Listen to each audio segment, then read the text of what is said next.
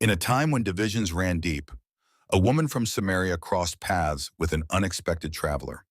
Little did she know, this meeting would transform her life in ways she could never imagine. This is her story. In the heat of midday, when most sought shelter from the scorching sun, a lone woman walked toward the well of Jacob, her clay jar balanced carefully on her shoulder. This woman, a Samaritan, came at this hour deliberately, avoiding the stares and whispers of the townspeople. Her past was marked by a series of broken relationships, and her heart carried the weight of shame and rejection. As she approached the well, she noticed a man sitting there. He was a Jew, a people who despised Samaritans, and for a moment she hesitated. Jews never spoke to Samaritans, and certainly not to a woman like her. But something in the man's eyes made her feel seen, not in the way others looked at her with judgment, but with compassion. "Give me a drink," the man said, his voice gentle yet authoritative. Startled, she replied, "You are a Jew and I am a Samaritan woman. How can you ask me for a drink?" She could hardly believe a Jewish man would speak to her, much less ask her for something. The man smiled.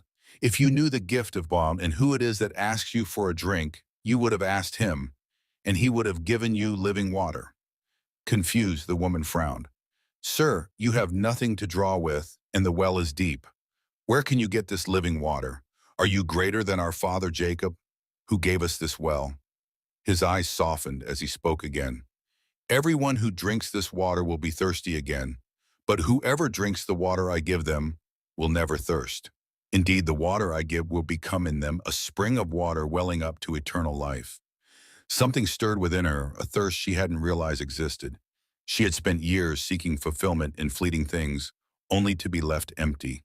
"Sir, give me this water so that I won't get thirsty and have to keep coming here to draw water." But the man's next words pierced through her defenses. "Go, call your husband, and come back." Her heart sank and she looked away. "I have no husband," she admitted quietly. "You are right when you say you have no husband," the man said. "The fact is you have had 5 husbands, and the man you now have is not your husband. What you have said is quite true." Shocked, the woman's mind raced.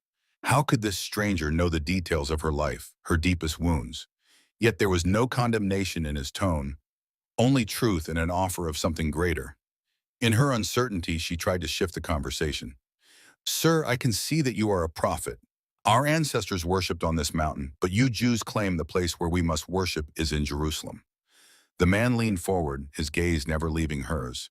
"Believe me, a time is coming when you will worship the Father neither on this mountain nor in Jerusalem.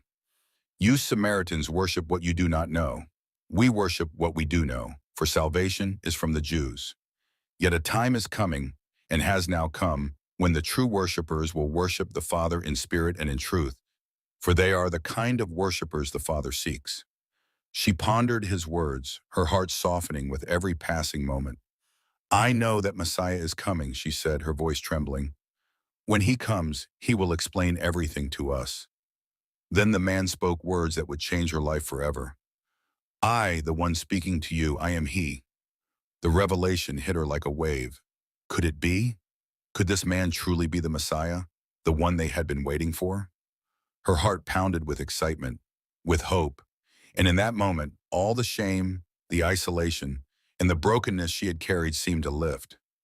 Just then, his disciples returned, their eyes wide with surprise to find him speaking with her, but none of them questioned it. The woman left her water jar, forgetting the very reason she had come to the well in the first place, and ran back to the town.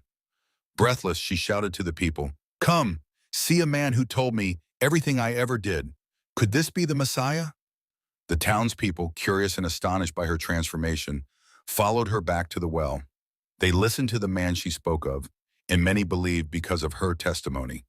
In one encounter, the woman at the well found not just water, but the living water that would satisfy her soul eternally. Don't miss out on our latest content.